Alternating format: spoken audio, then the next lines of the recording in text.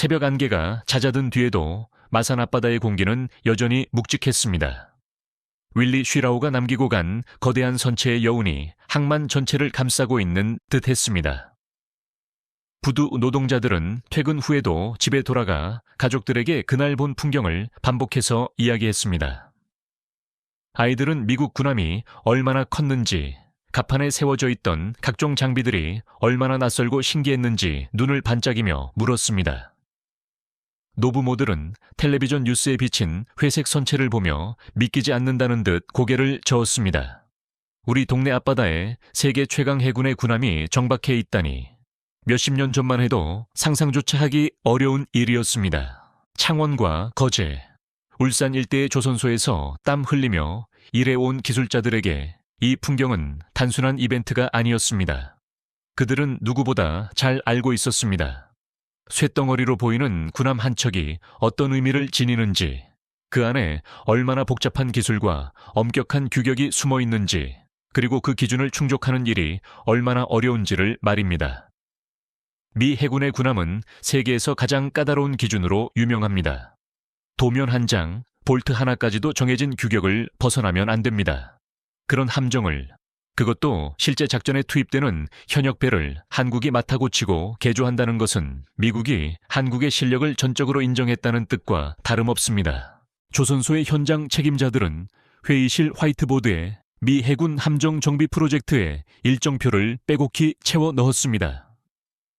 각 공정마다 책임자를 지정하고 예상 리스크를 분석하며 한치의 오차도 허용하지 않는 작업 계획을 세웠습니다.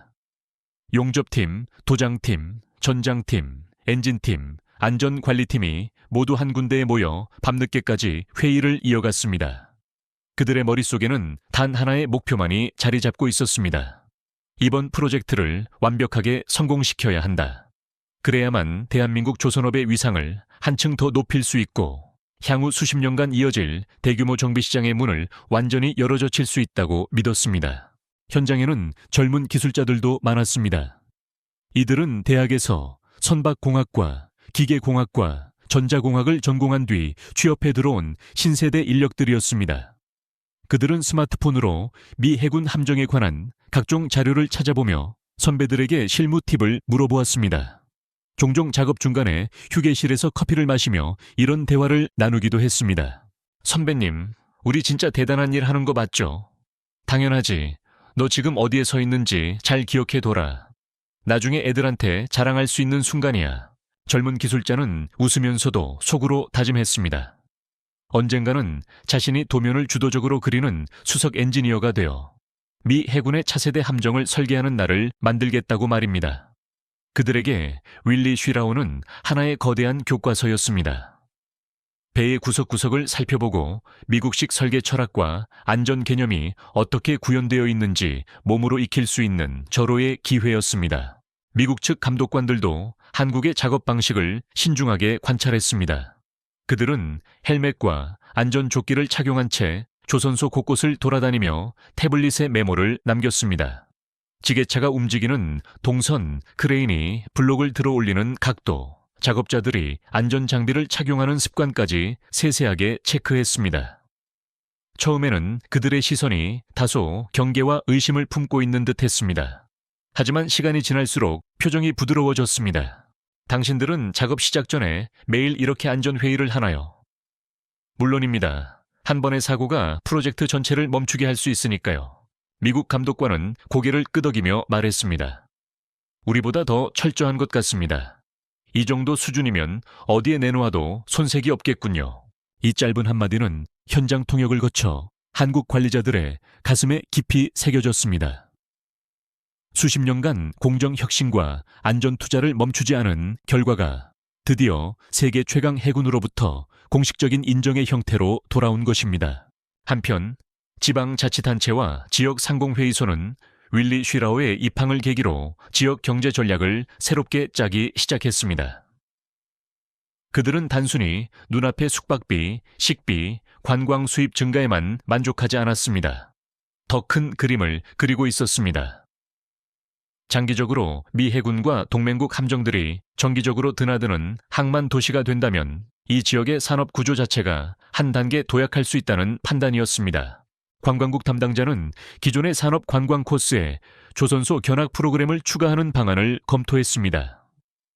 전국의 공대생, 직업학교 학생들이 조선소를 방문해 실제 건조 현장을 보고 미 해군 함정의 정비 과정을 간접적으로 체험할 수 있도록 하는 아이디어였습니다. 청소년들에게 꿈을 심어주고 동시에 조선업의 인력난을 해소할 수 있는 장기적 투자라는 관점에서였습니다. 지역 대학들도 발빠르게 움직였습니다.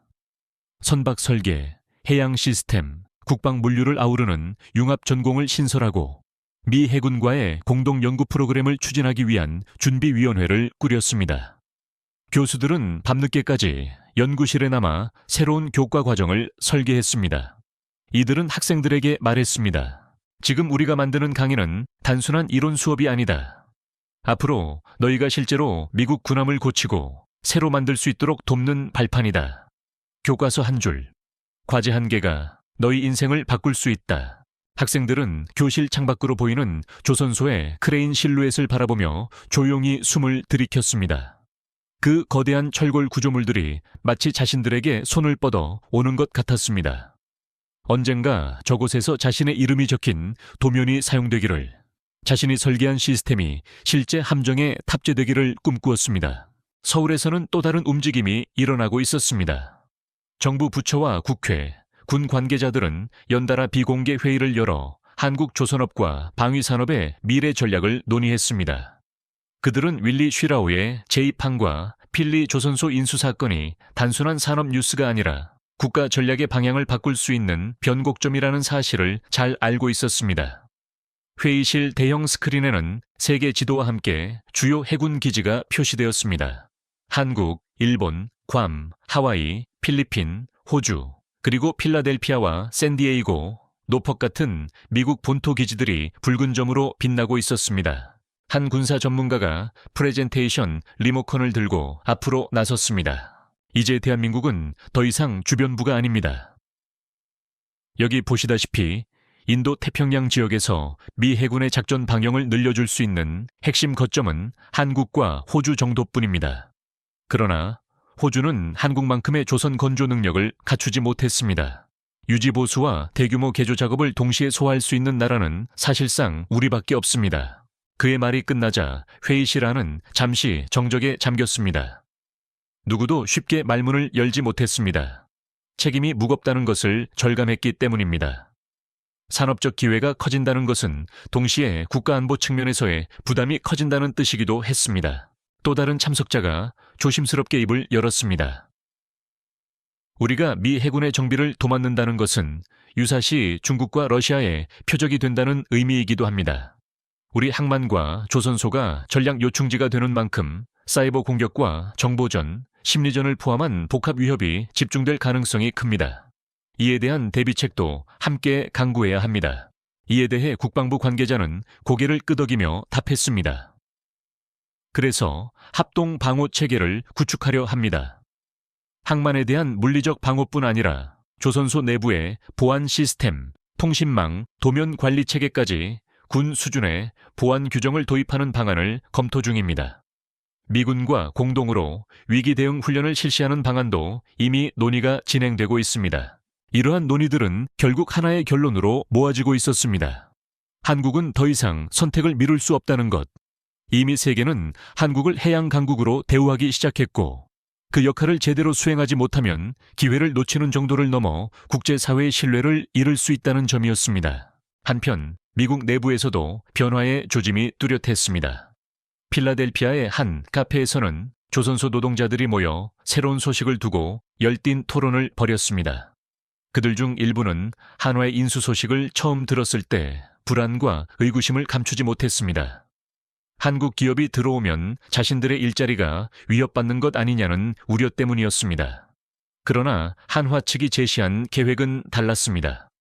한국에서 검증된 스마트 야드 시스템을 도입해 생산성을 끌어올리는 대신 숙련된 미국 노동자들과의 협력을 통해 더 많은 일감을 확보하겠다는 청사진이었습니다. 한 노동자는 동료들에게 이렇게 말했습니다. 솔직히 말해서 예전처럼 이대로 가다가는 우리 조선소 문 닫는 건 시간 문제였잖아. 일감도 없고 설비도 낡고. 그런데 한국 애들이 들어와서 공정을 다시 짜고 교육도 해준다면 오히려 기회일 수도 있어. 우리 애들 세대까지 이어갈 수 있는 일자리가 생길지도 모른다고. 그의 말에 몇몇은 여전히 고개를 갸웃했지만 다른 이들은 조금씩 고개를 끄덕였습니다. 한화는 조선소 인수 직후 지역 사회 설명회를 열어 일자리 축소가 아니라 확대를 약속했습니다. 그들은 한국에서 이미 검증된 생산성 향상 모델과 기술 교육 프로그램을 소개했고 미국 노동자들의 숙련도를 존중하며 상호 보완적 파트너십을 구축하겠다고 강조했습니다. 이러한 접근 방식은 미국 정치권에게도 매력적이었습니다. 바이 아메리칸 정책을 지키면서도 동맹국의 기술을 활용해 낡은 산업 기반을 되살릴 수 있는 드문 사례였기 때문입니다. 한 상원 의원은 청문회장에서 이렇게 말했습니다. 필라델피아 조선소를 살리는 것은 단순히 지역 경제를 살리는 문제가 아닙니다. 이것은 미국 해군의 심장을 재건하는 일입니다. 한국의 동맹이 우리를 도와 다시 일어서게 만드는 이 프로젝트는 제2차 세계대전 당시 랜드리스 프로그램을 현대적으로 재해석한 것과도 같습니다. 이 발언은 곧 미국 언론의 헤드라인을 장식했습니다. 많은 시민들이 한국이라는 나라에 대해 새롭게 관심을 가지기 시작했습니다. 과거에는 스마트폰과 자동차, K-팝의 나라로만 알고 있던 한국이 이제는 미국의 군함을 고치고 새로 만드는 해양산업 강국으로 떠오르고 있다는 사실이 신선한 충격으로 다가왔습니다. 다시 한국으로 돌아와 보면 일반 시민들의 인식도 서서히 변하고 있었습니다. 예전에는 조선소라 하면 위험하고 힘든 현장이라는 이미지가 강했습니다. 부모들은 자녀들이 조선소에 취업하는 것을 말리곤 했습니다. 하지만 최근 들어 분위기가 달라졌습니다. 조선소가 단순히 배를 만드는 공장이 아니라 세계 전략의 중심에 서 있는 최첨단 산업 현장이라는 인식이 확산되고 있었기 때문입니다. 텔레비전 다큐멘터리에서는 드론 촬영으로 내려다본 조선소 정형이 방영되었습니다. 빽빽이 늘어선 도크와 거대한 크레인들, 수백 미터 길이의 배가 차례로 완성되어가는 장면들이 시청자들의 눈을 사로잡았습니다. 해설자는 나지막한 목소리로 설명했습니다. 지금 이 순간에도 이곳에서는 세계 곳곳의 바다를 누빌 선박들이 만들어지고 있습니다. 상선을 넘어 군함, 특수선박, 심지어 미래형 무인함까지. 대한민국의 조선소는 단순한 공장이 아니라 세계 해양 질서를 떠받치는 거대한 심장입니다. 이러한 콘텐츠는 청소년들에게 새로운 진로 상상을 심어주었습니다. 누군가는 파일럿이 되고 싶어 했고 누군가는 우주 비행사를 꿈꿨습니다. 이제 여기에 또 하나의 꿈이 추가되었습니다. 세계 최고의 군함을 만드는 조선 기술자가 되고 싶다는 꿈이었습니다. 미 해군의 전략 문서에도 한국의 위치는 점점 더 중요하게 언급되고 있습니다. 내부 기밀 보고서에서는 한국을 신뢰할 수 있는 정비 허브이자 동맹국 함정 유지 보수의 핵심 축으로 규정하고 있습니다. 단순한 수사적 표현이 아니라 실제 작전 계획과 예산 편성에서 한국을 중심에 두고 계산하고 있다는 뜻입니다. 예를 들어 인도양에서 임무를 수행하던 군수 지원함이 고장을 일으켰을 때 과거에는 미 본토나 일본, 싱가포르를 거쳐야 했던 수리 동선이 이제는 한국을 중심으로 재편되고 있습니다. 이는 곧 작전 지속 능력의 혁명적인 변화를 의미합니다. 중국 역시 이 변화를 예의주시하고 있습니다. 중국의 군사 전문가들은 한국이 미 해군 정비체계의 중심이 되는 시나리오에 대해 우려를 표하고 있습니다. 그들은 자국 언론에서 이렇게 지적합니다. 대한민국이 미국 해군의 병참 기지 역할을 강화할수록 중국 해군의 태평양 진출은 더 어려워질 것이다. 한국의 조선 능력과 미 해군의 전략이 결합되면 이는 단순한 동맹 차원을 넘어 새로운 형태의 해양 봉쇄망이 된다. 이러한 분석은 한국에게는 위기이자 기회입니다. 위기인 이유는 한국이 동북아 군사균형의 한복판에 서게 되기 때문입니다. 그러나 동시에 기회이기도 합니다. 강대국들이 아무 관심도 갖지 않던 나라는 역사적으로 언제든 버려질 수 있었습니다. 반면 누구에게나 중요한 핵심 국가가 된다는 것은 그만큼 협상력과 영향력을 갖게 된다는 뜻입니다. 한국은 이제 선택을 받는 나라가 아니라 선택을 하는 나라로 성장하고 있습니다. 이 모든 변화의 시작점에는 마산 앞바다의 안개 속으로 천천히 모습을 드러내던 회색 선체가 서 있습니다. 윌리 쉬라우는 단지 한 척의 군수 지원함에 불과할지 모릅니다. 그러나 그 배가 한국을 찾았고 다시 또 한국을 찾았다는 사실은 세계 해양 질서의 흐름이 어디로 향하고 있는지를 명확하게 보여줍니다. 부두에서 그 배를 바라보던 한 노인은 손자에게 이렇게 말했습니다. 할아버지가 어릴 때만 해도 우리는 미국이 보내주는 구호물자를 받아먹던 나라였단다. 그런데 이제는 미국의 군함을 우리가 고쳐주는 세상이 되었구나. 세월이 이렇게도 바뀔 줄 누가 알았겠니? 손자는 이해하지 못한 듯 고개를 갸웃했지만 그 말 속에는 지난 세대가 겪어온 눈물과 자부심이 함께 담겨 있었습니다. 가난과 전쟁의 잿더미 속에서 시작해 세계 최고의 조선 강국으로 우뚝 선 길고도 험난한 여정이 그 한마디에 응축되어 있었던 것입니다. 앞으로도 더 많은 군함들이 한국을 찾게 될 것입니다. 고속 수송함, 군수 지원함, 잠수함 지원함, 심지어 최첨단 무인 수상정까지. 그때마다 한국의 조선소는 새로운 도전을 맞이할 것입니다. 더 복잡한 시스템, 더 높은 보안 요구, 더 짧아진 정비기간. 그러나 한국은 두려워하지 않을 것입니다. 이미 수많은 불가능을 가능으로 바꾸어온 경험이 있기 때문입니다. 밤이 깊어지면 조선소의 도크 위로 수많은 조명이 켜집니다. 용접 불꽃이 별처럼 튀고 크레인의 붐대는 별자리를 가르며 천천히 움직입니다. 멀리서 보면 마치 거대한 우주선 정거장처럼 보이기도 합니다. 그 불빛 속에서 수많은 기술자들이 묵묵히 자신의 일을 이어갑니다. 그들의 손끝에서 세계 해군의 미래가 그리고 대한민국의 다음 세기가 만들어지고 있습니다. 언젠가 훗날 역사가들은 이 시기를 돌아보며 말할 것입니다. 2025년 전후에 몇 해 동안 대한민국은 바다에서 다시 태어났다고. 더 이상 주변국 사이에 끼어 눈치만 보던 약소국이 아니라 세계 해양 질서를 설계하고 지탱하는 핵심 국가로 자리매김했다고. 그리고 그 변화의 상징으로 마산 앞바다의 새벽 안개를 가르며 천천히 부두로 들어오던 윌리 쉬라우의 실루엣을 기록 속에 남겨둘 것입니다.